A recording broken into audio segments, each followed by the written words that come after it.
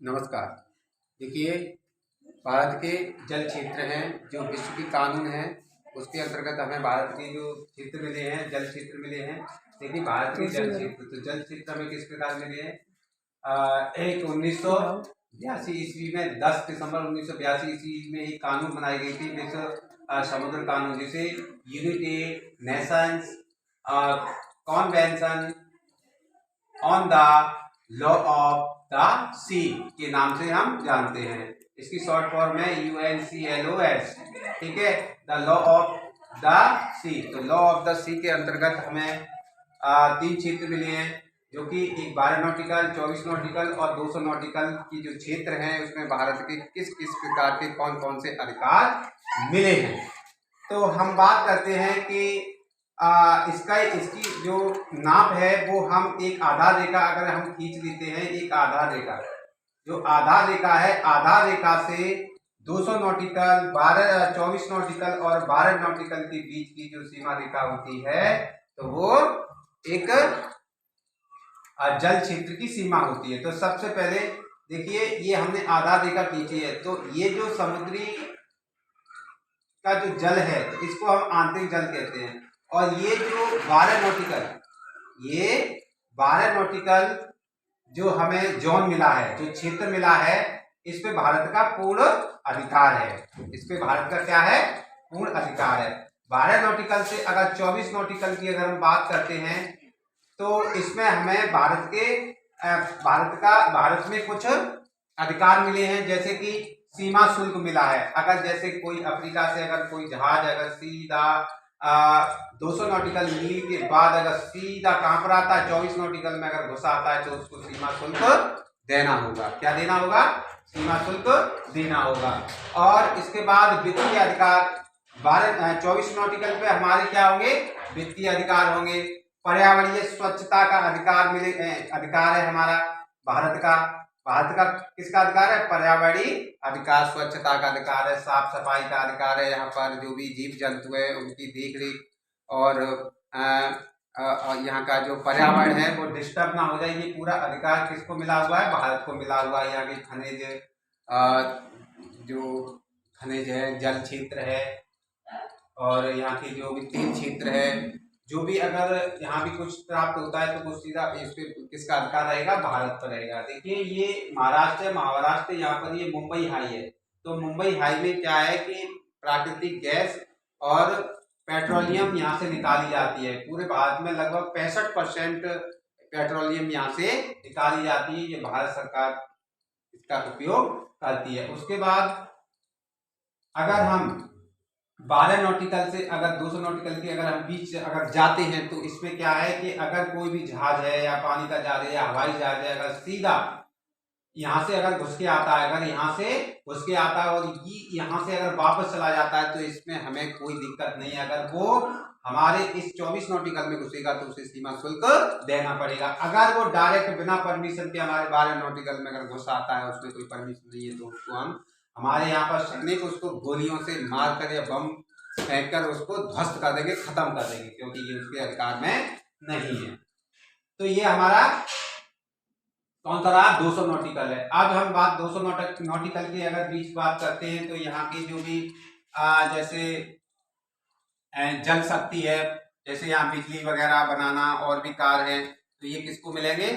भारत सरकार कर सकेगा। यहाँ सागरीय संसाधनों, जो हमारे सागरीय जैसे जैव संसाधन होते हैं, खनिज संसाधन होते हैं, अजैविक संसाधन, उनको क्या कहते हैं? जैसे जैविक संसाधन और अजैविक संसाधन, यहाँ पर मछली पकड़ना और भी जीव जंतु हैं उनको पकड़ना, और अनुसंधान, जो वैज्ञानिक हैं, तो वैज्ञानिक यहाँ पर क्या है? खोज वगैरह अपने कर सकते हैं, जैसे तांबा है, जस्ता है और मैग्नीज है, जो भी इसके अंदर होगा खनिज पदार्थ, यहाँ से खोज के और भारत सरकार अपने उपयोग करेगी। उसके बाद है खनिज संपदा का विदोहन। जो खनिज संपदा का विदोहन है वो कौन करेगा? भारत सरकार करेगी। उसके बाद हम देखिए, दूसरा है भारत के चैनल। तो चैनल क्या कहते हैं?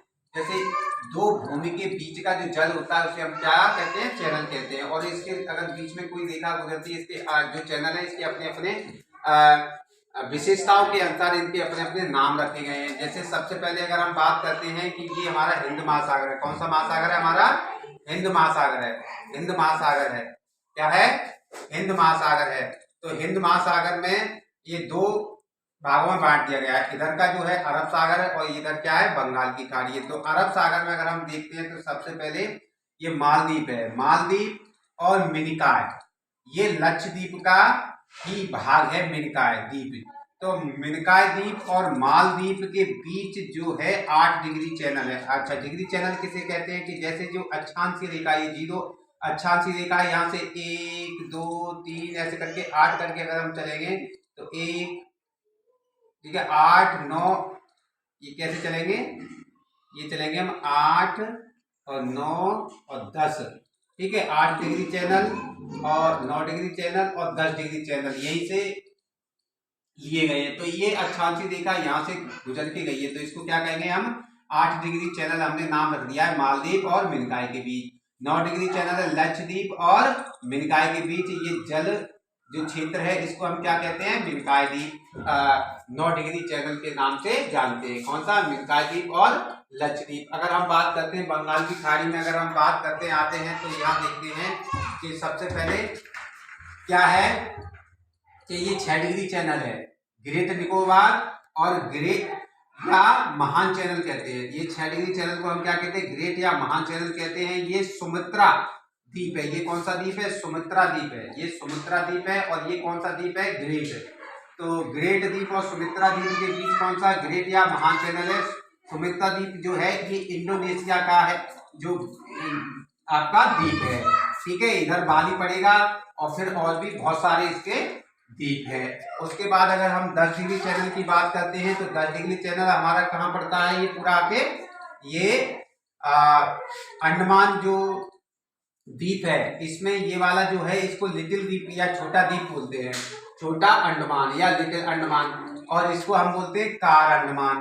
तो लिटिल अंडमान, ठीक है, और कार अंडमान के बीच जो चैनल है उसको क्या बोलते हैं हम? 10 डिग्री चैनल बोलते हैं। उसके बाद आता है ये म्यांमार। म्यांमार के इधर क्या पड़ेगा? दक्षिण में, और अंडमान के उत्तर में। तो ये अंडमान का उत्तरी क्या है?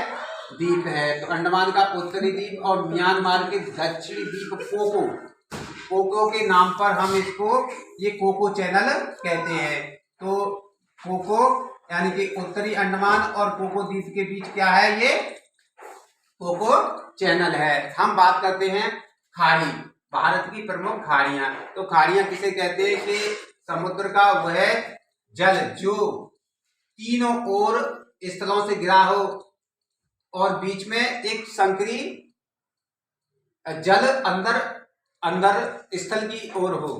जैसे जल जो है स्थल में धस गया हो और तीनों ओर क्या हो?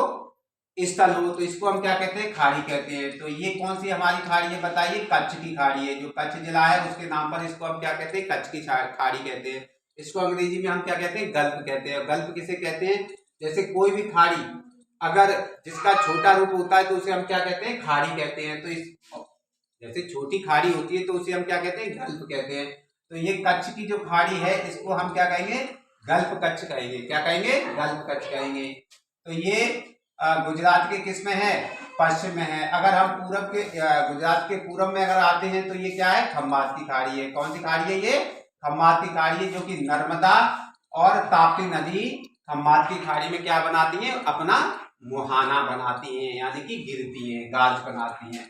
यहाँ से नर्मदा और ताप्ती नदी आके यहाँ पर खंबात की खाड़ी में गिरती है आके। अगर हम बात करते हैं बंगाल की खाड़ी, तो बंगाल की खाड़ी आपका ये जो पूरा क्षेत्र है पूरा क्या है? बंगाल की खाड़ी है। अगर हम बात करें मन्नार की खाड़ी, तो मन्नार की खाड़ी और पाक की खाड़ी, श्रीलंका, ये हमारा क्या है? श्रीलंका। श्रीलंका और भारत के बीच कौन सी खाड़ी है? ये इधर मन्नार की खाड़ी और इधर कौन सी है? पाक की खाड़ी है।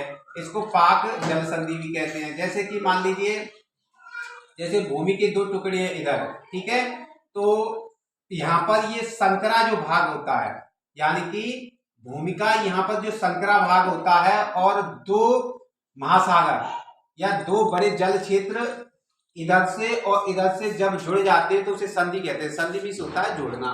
तो यहाँ संकरा क्षेत्र अगर इसको जोड़ता है तो उसे हम क्या कहते हैं, पाक जल संधि कहते हैं, या पाक जल मडल कहते हैं, या पाक स्ट्रेट कहते हैं। हम इंग्लिश में क्या कहेंगे, स्ट्रेट कहेंगे इसको। तो डमरू कैसे कहते हैं, जैसे कि ये देखिए, ये डमरू का आकार, ये देखिए यहाँ से ये डमरू के आकार जैसी बन रही है, ठीक है।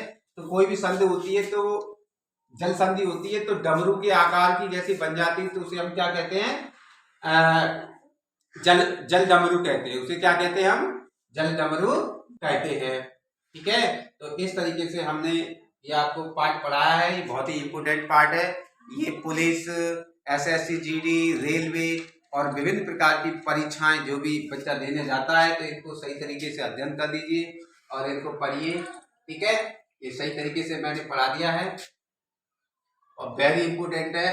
देखिए ज्यादातर बच्चे क्या है कि इधर पढ़ते रहते हैं, ये पूरा भूआविष्टिक की तरफ पढ़ते रहते हैं, लेकिन ज्यादातर हमने देखा है कि जो क्वेश्चन पूछे जाते हैं पेपर में तो वो तल जो आपका ये तल क्षेत्र है ना, इससे क्वेश्चन अधिक पूछे जाते हैं।